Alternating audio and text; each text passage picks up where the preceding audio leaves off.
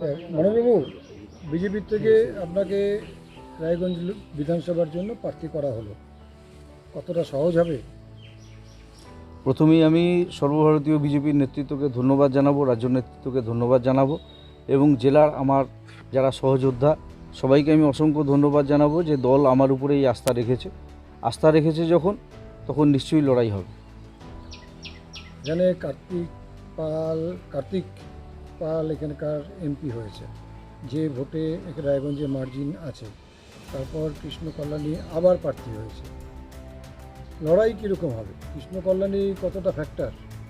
এখানে কৃষ্ণ কল্যাণী কোনো ফ্যাক্টর হবে না, তৃণমূল কংগ্রেসও ফ্যাক্টর হবে না, কারণ রায়গঞ্জের মানুষের দ্বারা তিনি প্রত্যাখ্যাত হয়েছেন।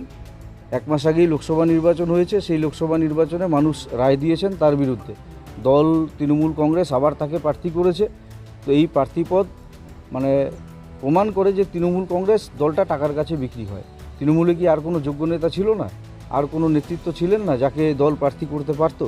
কিন্তু করেনি।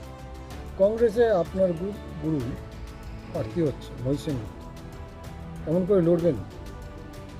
দেখুন, মহিষ সেনগুপ্ত, আমি কংগ্রেস করতাম, যুব কংগ্রেসের আমি জেলা সভাপতি ছিলাম, উনি জেলা সভাপতি ছিলেন কংগ্রেসের। উনি নিশ্চয়ই গুরুজন, প্রণম্য ব্যক্তি, ওনার প্রতি আমার ব্যক্তিগত জীবনে শ্রদ্ধা ছিল, আছে, থাকবে। কিন্তু রাজনৈতিক লড়াই রাজনৈতিক ময়দানে যেভাবে হয় ঠিক সেভাবেই হবে।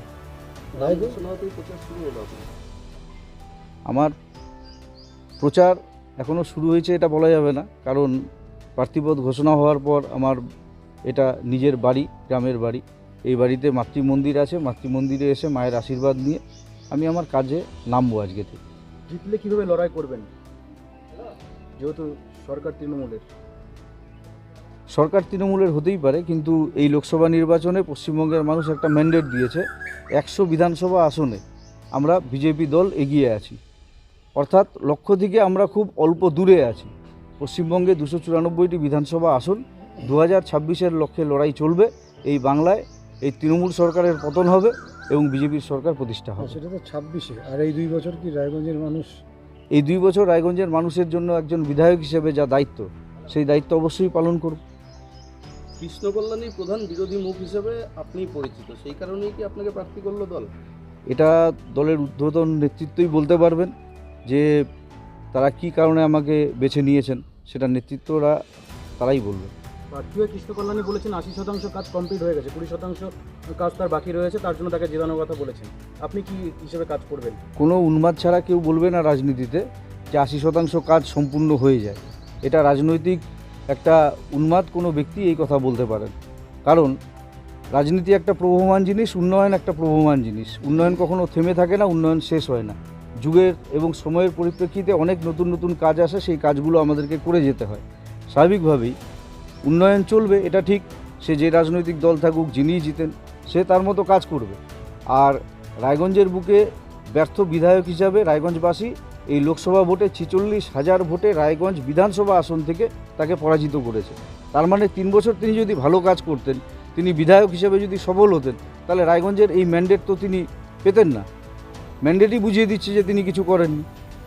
46,000 প্লাস, সেটা কি আপনাকে বাড়তি মাইলেজ দেবে? অবশ্যই মাইলেজ দেবে। তার সঙ্গে আমাদের কার্যকর্তারা আছে এবং সাধারণ মানুষের আশীর্বাদ আছে বিজেপি দলের উপরে, রায়গঞ্জের মানুষের। সেই আশীর্বাদকে পাথেয় করেই, সবার আশীর্বাদ নিয়ে, সবার সহমত নিয়েই আমাদের এই ভোট প্রচার শুরু হবে। তৃণমূল কংগ্রেসের ভেতরে একটা অন্তর্দ্বন্দ্ব দেখা যাচ্ছে এখনো পর্যন্ত, প্রার্থী ঘোষণার আগেও প্রার্থী ঘোষণার পরেও, সেটা কি আপনাদের কোনো ফায়দা দেবে? সেটা তৃণমূল কংগ্রেসের বিষয়। আমরা আমাদের বিজেপির কথা বলে, মানুষের কাছে মোদিজির কথা বলে আমাদের ভোট চাইব। বিজেপির অনেক ক্যান্ডিডেট ছিল, অনেকে দাঁড়ানোর ইচ্ছা ছিল, তারা টিকিট পায়নি। তারা কি আপনাকে ক্ষতি করবে? দেখুন, যারা দল করে তারা কেউ ক্ষতি করবে না। তারা অনেকেই আমাকে ফোন করে সকলে শুভেচ্ছা জানিয়েছে এবং প্রত্যেকে আশীর্বাদ করেছে। তারা আমার সাথে এই নির্বাচনে লড়াই করবে।